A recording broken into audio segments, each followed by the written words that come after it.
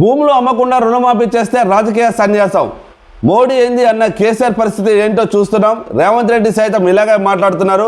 బీఆర్ఎస్కు ఓటేస్తే చెల్లని రూపాయి అని ఈటల రాజేందర్ చెప్పడం జరుగుతుంది. బీజేపీ మల్కాజ్గిరి ఎంపీ పార్లమెంట్ అభ్యర్థి ఈటల రాజేందర్ మోడీ ఏంది అని చెప్పేసి గతంలో మోడీని లెక్క చేయకుండా మాట్లాడినందుకు కేసీఆర్ పరిస్థితి ఇప్పుడు ఎలా ఉంది, బీఆర్ఎస్ పార్టీ పరిస్థితి రాష్ట్రంలో ఎలా ఉంది అని చెప్పేసి ఈటల రాజేందర్ చెప్పడం జరుగుతుంది. అదేవిధంగా ఇప్పుడున్న సీఎం ఎవరైతే ఉన్నారో రేవంత్ రెడ్డి సేమ్ అదే వ్యాఖ్యలు చేస్తున్నారు. మోడీ అంటే లెక్క లేకుండా, మోడీ అంటే గౌరవం లేకుండా మాట్లాడుతున్నారు. ఫ్యూచర్లో కూడా నీకు నీ పార్టీకి అదే గతి పట్టబోతుంది. మోడీని ఎవరైతే ఎదిరిస్తారో, మోడీని ఎవరైతే లెక్క చేయకుండా మాట్లాడతారో వాళ్ళ పరిస్థితి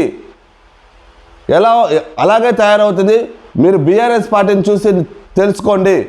గతంలో బీఆర్ఎస్ పార్టీ నుంచి మోడీని ఎవరైతే వ్యతిరేకించారో వాళ్ళ పరిస్థితి ఇప్పుడు ఎలా ఉంది, ఫ్యూచర్లో మీ పరిస్థితి కూడా అలాగే వస్తుంది, జాగ్రత్తగా ఉండండి అని చెప్పేసి వ్యాఖ్యలు చెప్పడం జరిగింది ఈటల రాజేందర్. అంతేకాకుండా రేవంత్ రెడ్డి సైతం ఇలాగే మాట్లాడుతున్నారు అని చెప్పేసి అంటున్నారు.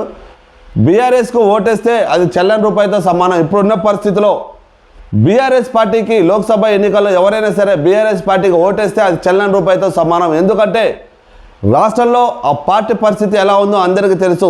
రోజు రోజుకి గ్రాఫ్ పడిపోతూ వస్తూనే ఉంది.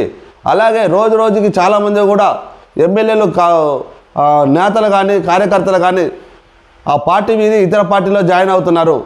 ఈ టైంలో మీరు వాళ్ళని గెలిపించుకున్నా, వాళ్ళకి ఓటేసినా సరే అది చెల్లని రూపాయితో సమానం. కాబట్టి ఖచ్చితంగా మీరు ఆ పార్టీకి ఓటేయొద్దు, బీజేపీకే ఓటేయండి అని ఇండైరెక్ట్గా మల్కాజ్గిరి నుంచి పోటీ చేస్తున్న ఈటల రాజేందర్ అయితే చెప్పడం జరుగుతుంది.